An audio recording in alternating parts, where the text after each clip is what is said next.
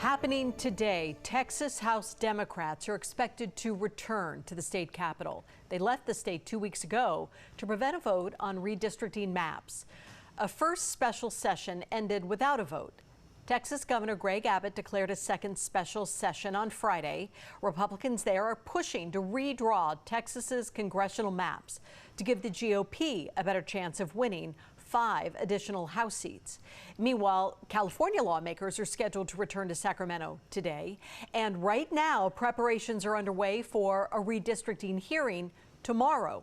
This is all in the latest step in the state's efforts to combat plans by those Texas Republicans to redraw their state maps for 5 more GOP seats.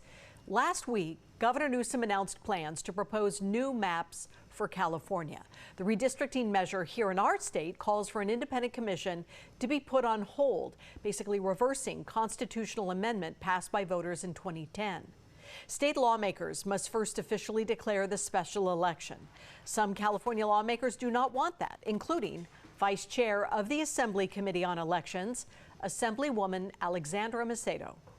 This redistricting push by Gavin Newsom is an absolute slap in the face to the voters who've spoken loud and clear. They want the independent redistricting commission, and they don't want politicians picking their voters. The voters should be picking the politicians. And the fact that we're wasting precious taxpayer dollar on this is an even bigger travesty. The Assembly Committee on Elections is scheduled to meet tomorrow morning to talk about the redistricting plan and special election.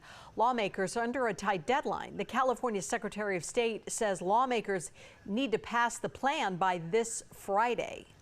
And those newly proposed maps are being studied right now. California is the most populous state, meaning we have the most representation in the U.S. House of Representatives at 52 seats. Right now, the number stands at 43 Democratic lawmakers, 9 Republican. The newly proposed maps are looking to secure 5 more seats for Democrats in response to those redistricting efforts in Texas. So now let's take a look at a side-by-side comparison.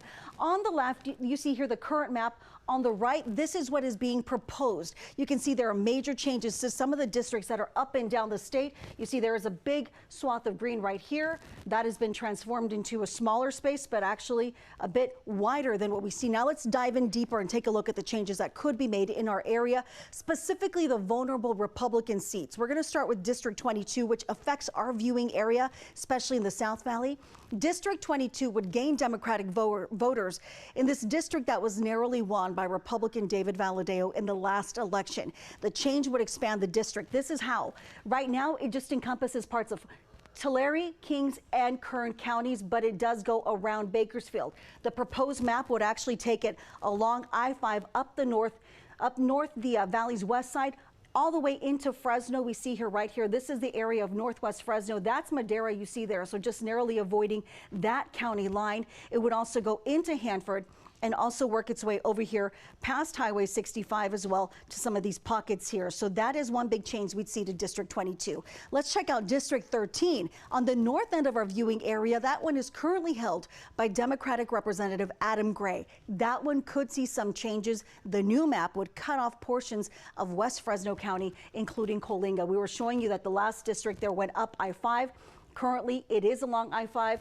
It would pretty much eliminate that right there and just go up on the north end. It would still include parts of Madera County, Merced County, and it would actually, again, narrowly miss Tracy, and it would also not be part of still have some of Manteca, but not as much. So some changes coming to that one. That is one of those seats that was flipped from red to blue. Again, these changes, though, in this district, not expected to flip the seat, but instead strengthen the Democratic hold by skewing that vote towards blue. District 1 in Northern California would also see major changes. That one currently held by Republican Doug LaMalfa. The changes would cut some of the northern regions that we see right there. That is the northern end of the state, and it would expand it south to include portions all the way down to Santa Rosa.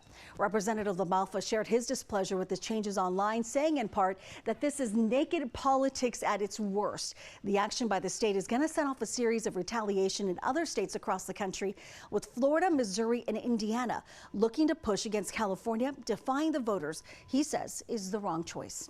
Now, District 3, which is currently held by Republican Kevin Kiley, could also see major changes. The district map right now, the current map, does span southward all the way down along the California-Nevada border. But the redrawn map actually shows parts of it going into Democratic-leaning Sacramento County. Instead, it would cut it off just south of South Lake Tahoe. Kylie posted online reacting to this, saying, "Make no mistake, I will win re-election regardless of Newsom's attempt to gerrymander my district." He is also, by the way, the one who proposed in Washington a bill that would put an end to any mid-census redistricting. It's important to note that Governor Newsom's plan to redistrict will only go into effect if Texas lawmakers go through with their own redistricting. Now, the governor's press office made it clear in its response to criticism from Texas's lieutenant governor, saying on X, quote, "For a crew that's always triggered, it's while they don't understand just what a trigger is. California is only doing this because Texas pulled it first. They stop, we stop, simple as that." Redistricting in California does not guarantee more Democratic seats. Elections would still run, and voters would still make the final call at the ballot booth. Governor Newsom, by the way, now demanding answers after what he says was a clear attempt at intimidation last week.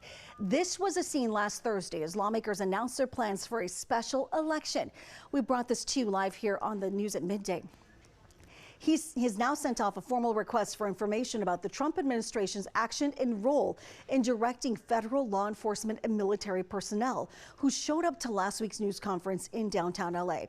The governor says the president's use of the military and federal agents to try and intimidate political opponents is another dangerous step towards authoritarianism. He went on to say this is an attempt to advance a playbook from the despots that he admires in Russia and North Korea. The Trump administration needs to answer for this pathetic and cowardly behavior.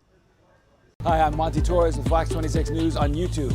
Thank you for checking out our YouTube channel, where we have loads of great content for you to choose from. And while you're here, why not click on the subscribe button right here?